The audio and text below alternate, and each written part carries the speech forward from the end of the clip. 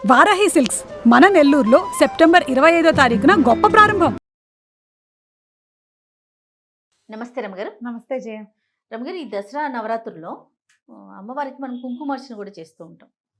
కుంకుమార్చన అనగానే చాలా చోట్ల కూడా చూస్తూ ఉంటామండి. కుంకుమ వేస్తూనే ఉంటాం, పెద్ద రాసులాగా అయిపోతుంది. అసలు కుంకుమార్చన ఎలా చేయాలి? ఎంతవరకు అంటే అర్చనకు ప్రతిసారి మనం వేస్తూనే వాడుతూనే ఉండాలా? కుంకుమార్చన సాధారణంగా దేవాలయాల్లో చూస్తాం కదా జయ. అవును, అవును. కుంకుమార్చన టికెట్లు తీసుకుంటాం కదా, వాళ్ళు ఇంత కుంకుమ ఇస్తారు, లేదా వాళ్ళే కుంకుమార్చన చేస్తారు, మనం యువతల నుంచి చూస్తాం అంతే. ఒకటి. లేదా మనకే శ్రీచక్రం పెట్టి మనమే స్వయంగా కుంకుమార్చన చేసుకునేందుకు పోయింత వేస్తారు. ఆ దేవాలయంలో చూస్తే శ్రీచక్రం దాని మీద ఇట్లా గోపురంలాగా కుంకుమ చూస్తే కడుపు నిండిపోయిన భావన వస్తుంది, ఉత్సాహం మనకి అనిపిస్తుంది. ఉత్సాహం వస్తుంది కుంకుమ చూసేసరికి. అర్చన అమ్మవారు అందంగా కనపడుతుంది అంత అవును. కుంకంతోటి. దాంతో మనకు కూడా ఇంట్లో అలా చేసుకోబుద్ధి అవుతుంది అవునండి. కదా. ఉమ్. కుంకుమార్చన చేసేటప్పుడు ఒక జాగ్రత్త వహించాలి జయ. ఎప్పుడు కూడా పుష్పార్చన అయితే పువ్వులు అనుకో, 108 నామాలకి 108 పువ్వులు సమర్పయామి. పువ్వులు పెడతాం. ఓం ప్రకృత్యై నమః, ఓం వికృత్యై నమః ఉమ్, చేయొచ్చు, ఉమ్. బాగుంది. కానీ ఓం ప్రకృత్యై నమః అని ఇలాగా 108 సార్లు కుంకుమ గనక వేస్తే అది ఎప్పుడు వేసుకోవాలి మనం?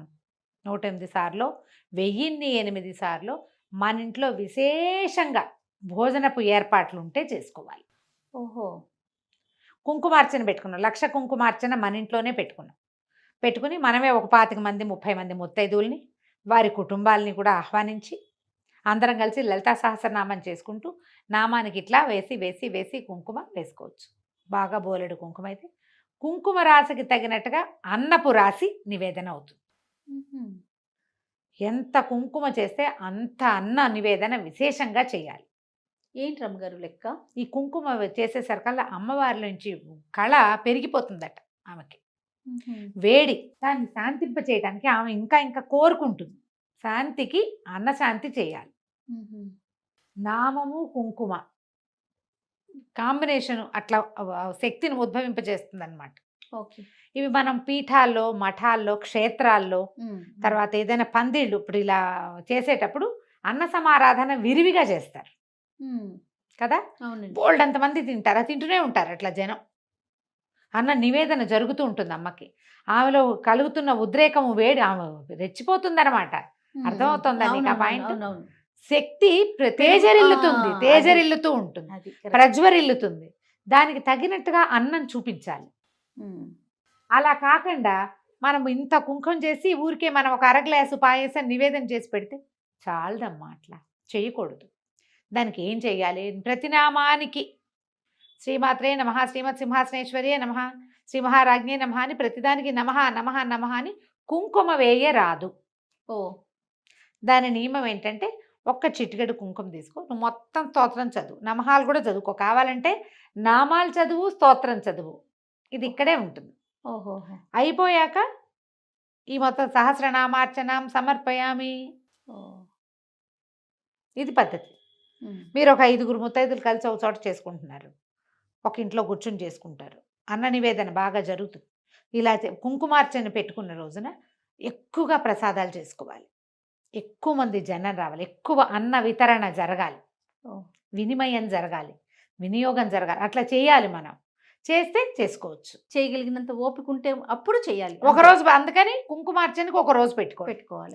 రోజువారీ మనం చదువుకుంటాము. ఖడ్గమాల చదువు, ఒక చిటికెడు ఖడ్గమాల చదువు వేసుకుని ఖడ్గమాల సమర్పయామి, అంతే. అయిపోయింది. అష్టోత్తరం సమర్పయామి. ఒక్కొక్కటే ఎన్ని చిటికలు అవుతాయి? మీరు ఇంత చిట్టి ప్రతిమా విశేషం మీ ఇంట్లో ఉంటే మొత్తం అన్ని రోజులు అయ్యేసరికల్లా ఆ మాత్రం కుంకుమ తయారవుతుంది. అది మీరు వచ్చిన వాళ్ళకి పొట్లం కట్టి ఇవ్వచ్చు. ఏ రోజుకు ఆ రోజు ముత్తైదులను పిలుచుకుని ఎదురింటి వాళ్ళు, పక్కింటి వాళ్ళు ఎవరో ఒకరు రండి, తాంబూలం తీసుకుందరు కానీ, ప్రసాదం తీసుకుందరు కానీ అని ప్రసాద వినిమయం జరిగిపోవాలి. లేదా మీరు అవేం చెయ్యరు, మామూలుగా హాయిగా స్తోత్రం చదువుకోండి. ఈ హడావుడి లేకుండా. ఇది చేయదలుచుకుంటే అన్న నివేదన జరగాలి. దాన్ని దృష్టిలో పెట్టుకుని చేసుకోవచ్చు, చెయ్యొచ్చు, తప్పు కాదు. అది పెద్దది పని. దానికి తగ్గట్టుగా మనం ప్రసాదాలు కూడా చేసుకోవాలి కదా. అవును. నివేదన చేయాలి, ఆ నివేదనని వినియోగం చేయాలి, వితరణ చేసుకోవాలి. ప్రసాద వితరణ విశేషంగా జరగాలి.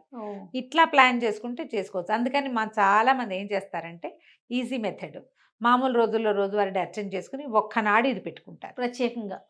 ఈ రోజున కుంకుమార్చన అని అందరినీ పిలుచుకుని 30 మందికో 50 మందికో భోజనం పెట్టుకుంటాం. ఓకే.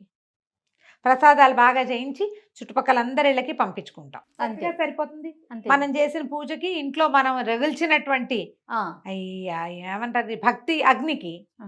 సరిపడా ఆహారాన్ని మనం ఇచ్చేస్తాం. ఈ దసరాల్లో కూడా అలానే చేసుకోవచ్చు. అలాగే చేసుకోండి. మామూలు రోజుల్లో కుంకుమార్చనలు అవి అంత పనికిరావమ్మా, అంత చెయ్యరు కూడా ఎవరును. ఒక చిటికెడు తీసుకుని ఏమైనా చదువుకుంటే ఆ ఒక్క చిటికెడ చేసుకుంటాం అంతే. మనం పెట్టుకుని అన్న నివేదన అలవాటు ఉన్న ఇళ్లలో కుంకుమార్చన చేసుకోవచ్చు.